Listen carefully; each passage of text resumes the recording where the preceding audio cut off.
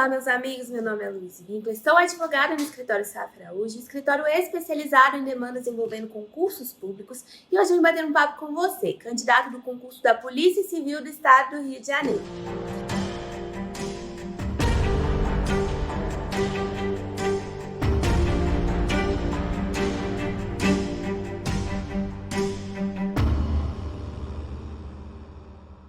Neste vídeo, iremos abordar rapidamente sobre todas as fases do concurso e os principais pontos que ensejam a intervenção do Poder Judiciário para combater os atos ilegais praticados pela administração, acarretando na eliminação injusta do candidato.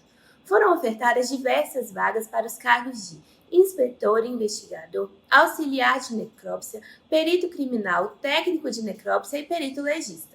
A banca escolhida para a condução do concurso foi a FGV, em conjunto com a CADEPOL, e o edital prevê vagas para ampla concorrência, candidatos negros e índios, candidatos com deficiência e com hipossuficiência econômica. Para os cargos de inspetor, investigador, auxiliar de necrópsia, perito criminal e técnico de necrópsia, o certame será composto por duas fases distintas. A primeira fase, dividida em 4 etapas. Primeira etapa, prova de conhecimento de caráter eliminatório e classificatório. Segunda etapa, prova de capacidade física de caráter eliminatório. Terceira etapa, exame psicotécnico de caráter eliminatório. E quarta etapa, exame médico também de caráter eliminatório. Já a segunda fase consistirá em 2 etapas que ocorrerão concomitantemente, quais sejam o curso de formação profissional de caráter eliminatório e classificatório e a prova de investigação social de caráter eliminatório. Apenas para o cargo de perito legista, além das fases anteriormente citadas, na segunda fase teremos uma terceira etapa que consiste na prova de títulos de caráter classificatório. Sabemos como são concorridos os concursos da Polícia Civil e cada detalhe faz toda a diferença. A seguir, irei mencionar cada fase do certame e os principais pontos de atenção para que você não seja eliminado injustamente. Nas provas de conhecimento, por exemplo, observamos na prova objetiva diversas questões passíveis de anulação pelo Poder Judiciário devido a erros crassos nas provas. Estamos falando de questões viciadas por abordarem conteúdo não previsto no edital, erro material, duplicidade ou inexistência de alternativa correta ou até mesmo erro na formulação da questão que não condiz com a disciplina cobrada. Se você não concorda com o gabarito de sua prova objetiva, pode e deve postular por meio do Poder Judiciário a anulação das questões e aumentar a sua pontuação e classificação do certame.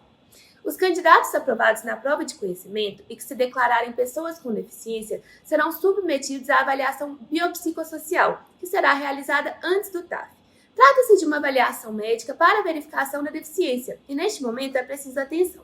Se a sua patologia estiver inserida no rol da Lei de Deficiências e você for eliminado nessa etapa, é possível o Judiciário intervir para que seja demonstrado por meio de perícia médica sua condição de PCD e você possa retornar ao certame. A segunda etapa consiste na prova de capacidade física e é importante observar nessa etapa a contagem das repetições pelos avaliadores, a competência técnica para aquele avaliador estar desempenhando tal função e principalmente as condições de realização dos testes para que não tenha falta de isonomia entre os candidatos. Não é justo, por exemplo, um candidato realizará a prova de corrida em pista seca, enquanto outro candidato realizará a prova debaixo de chuva. Nas ações judiciais, solicitamos as filmagens dos testes para demonstrar as irregularidades na avaliação do candidato, apontando de forma clara e objetiva para o juiz a necessidade de anular o ato por ausência de isonomia ou razoabilidade. Na sequência, teremos a terceira etapa, psicológica, em que são aplicados testes psicotécnicos do candidato. Contudo, a realização dessa etapa precisa estar em conformidade com as diretrizes do Conselho Federal de Psicologia. É comum que a administração não observe a necessidade de critérios objetivos na execução do teste ou não realize uma análise conjunta apontando supostas inaptidões em apenas algum dos testes aplicados. Da mesma forma, poderemos requerer nos processos a nomeação de um psicólogo da confiança do juiz para analisar os testes realizados pelos candidatos no concurso e apontar todas as irregularidades, demonstrando que o candidato não possui qualquer fator psicológico que o impeça de realizar as funções do cargo pretendido. A quarta etapa consiste no exame médico, em que o candidato realiza uma série de exames previstos no edital para comprovar a plena capacidade para exercer as funções pretendidas.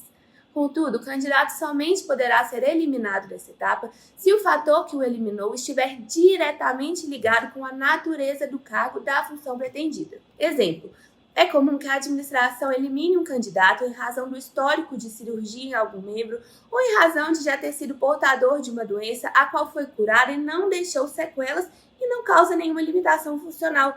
Isso caracteriza uma eliminação ilegal. Nos processos, também poderemos requerer a perícia judicial para que o juiz nomeie um médico ligado à especialidade que eliminou o candidato do certame para verificar a validade do exame, bem como se o mesmo foi realizado por profissional da especialidade adequada e, principalmente, se o fator da eliminação realmente causa limitação funcional para o cargo pretendido. Após a divulgação do resultado do exame médico, a comissão de heteroidentificação realizará a entrevista com todos os candidatos inscritos e aprovados na primeira fase do concurso para as vagas reservadas à população negra na forma do edital, com a finalidade específica e exclusiva de avaliar as características fenotípicas do candidato. O fenótipo está relacionado com as características externas do indivíduo, características físicas, ou seja, sua aparência, sem levar em consideração aspectos internos como o histórico familiar. Saiba que é possível discutir os critérios de avaliação utilizados durante o procedimento de heteroidentificação por meio do Poder Judiciário.